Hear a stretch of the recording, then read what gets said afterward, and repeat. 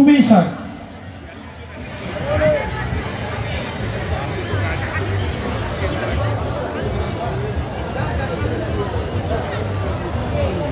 সুমি স্যারকে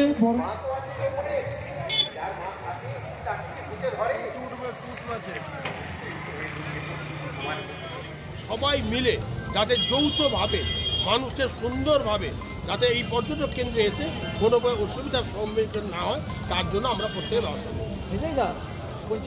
পর্যটন কেন্দ্র অনেক আছে। দীঘা মানে বাঙালির একটা আবেগ, মানে সেই ছোটোবেলায় আমরা বলতাম না দীপুদার দি হচ্ছে দীঘা।